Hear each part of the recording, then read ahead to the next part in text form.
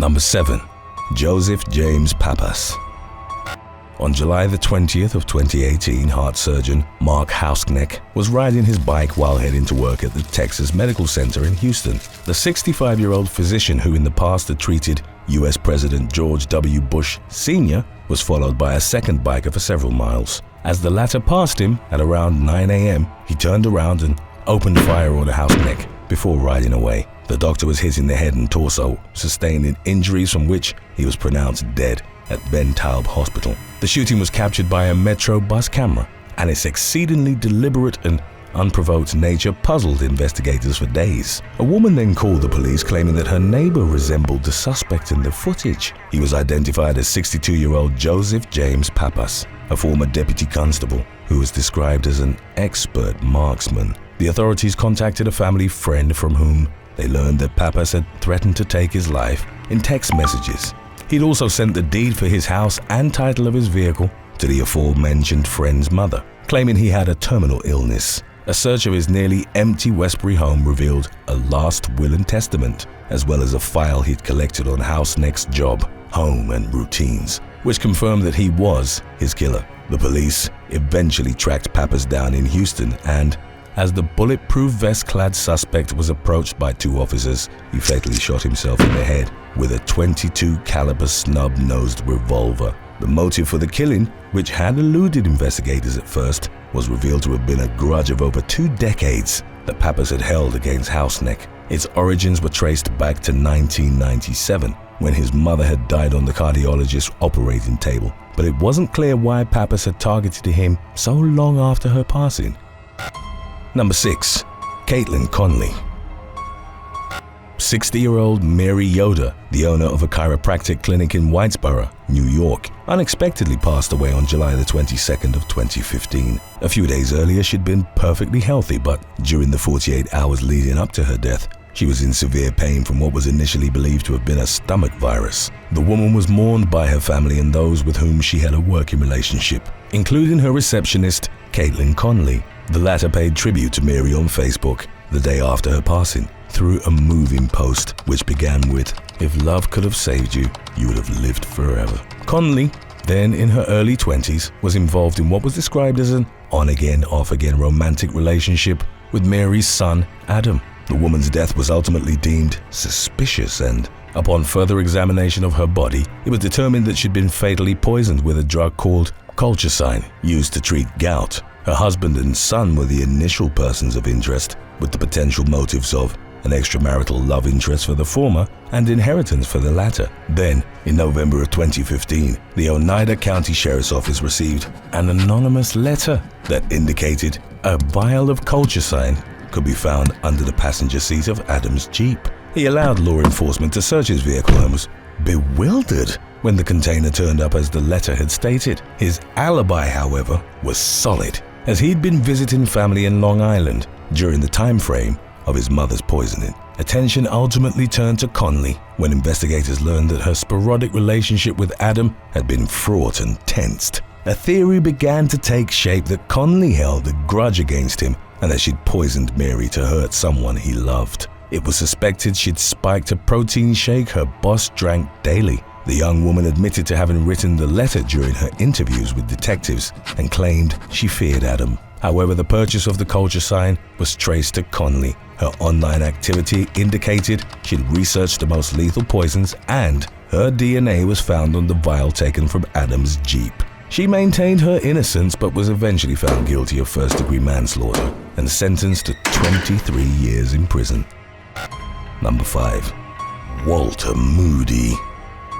On May the 7th of 1972, Hazel Moody opened a package she'd found in the kitchen of her Georgia home, and it immediately exploded in front of her. The woman survived the blast but was left with extensive injuries to her hand, thigh, shoulder, and eye, which had been struck by scrap metal. The package she'd opened contained a pipe bomb that her husband, Walter, then in his late 30s, had allegedly intended to send to an auto dealer who'd repossessed his car. Moody was found not guilty of making the bomb, but guilty of possessing it and sentenced to 5 years in Atlanta State Penitentiary. Moody's hatred of the justice system steadily began to build during his incarceration and after his release. He'd gone to law school but couldn't practice due to his criminal conviction, which the Court of Appeals for the 11th Circuit refused to overturn. The grudge he harbored was translated into murderous action in December of 1989 when Moody sent out 4 mail bombs. One package arrived at the home of federal judge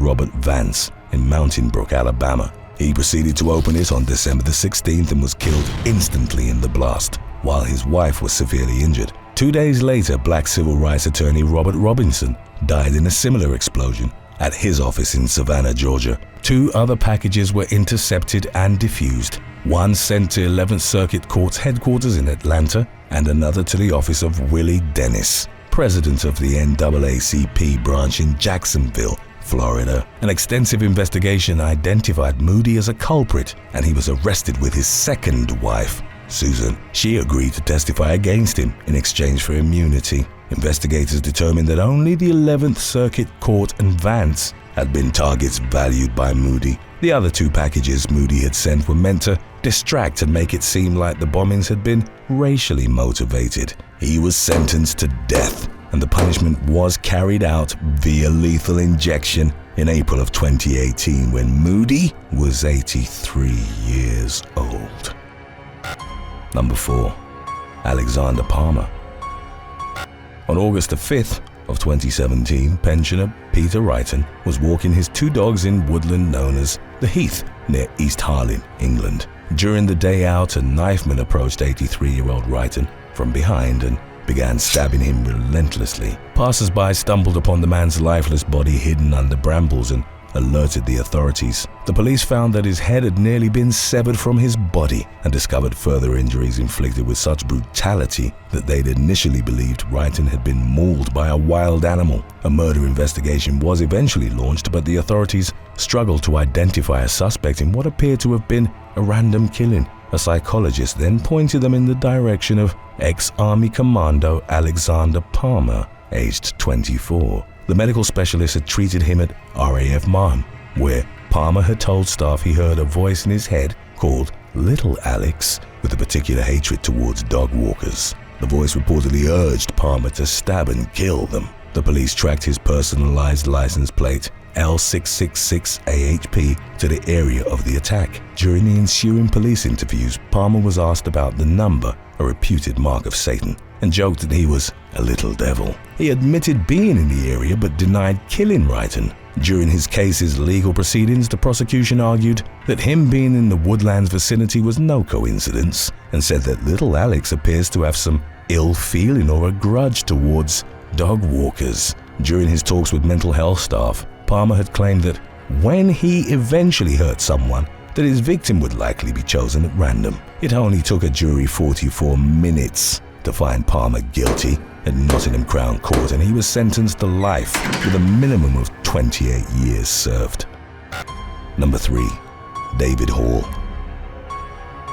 On Father's Day 2018, a man was gunned down in Brooklyn following a months-long dispute over a parking space. 46-year-old David Hall had been nursing a grudge against William Fernandez, aged 33, since the younger man had taken what he'd claimed as his spot back in January. It was a public parking space on Forest Street in Bushwick, where Hall lived with his wife and 2 children. The 2 men had a heated verbal exchange and nearly came to blows. Hall's animosity towards Fernandez increased in the months that followed when he found that his vehicle's tires had been slashed, and he came to suspect that the latter had been responsible. Roughly 6 months after their initial clash, Hall confronted Fernandez while armed with a handgun. After chasing him around the neighborhood, he fired at him 7 times, and a bullet struck the man in the back. He suffered critical damage to his heart and lung, from which he died at Wyckoff Hospital, just hours away from spending Father's Day with his 4 children.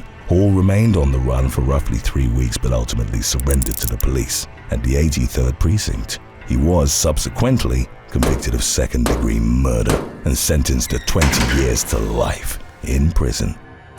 Today's topic was requested by Jedi Dralik 2. If you have any other topics you'd like to learn about, subscribe and let us know in the comments section below. Number 2. ZHANG KOUKOU.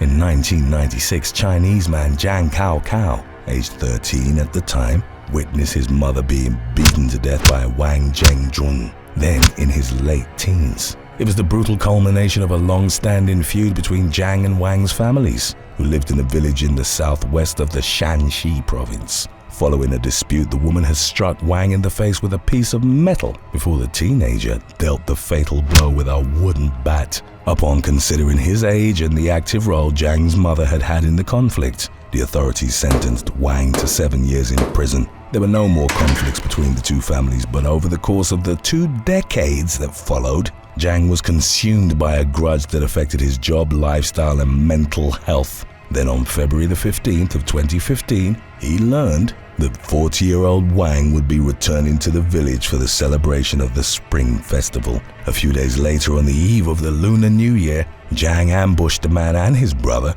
46-year-old Xiao Jun. He knifed them both to death shortly after they'd come back from paying tribute to their ancestors. Zhang then went to the home of their father, Xing, aged 70, and fatally stabbed him as well, before setting their family car ablaze. 2 days later, Zhang turned himself into the police and was subsequently given the death penalty. In July of 2019, the Supreme People's Court in Shanxi announced that he'd been executed. Zhang's capital punishment received mixed reactions on the Weibo social media platform, where some praised him for being a real man and avenging his mother, while others condemned the triple murder and saw the punishment as befitting. Number 1. Brian KESNER.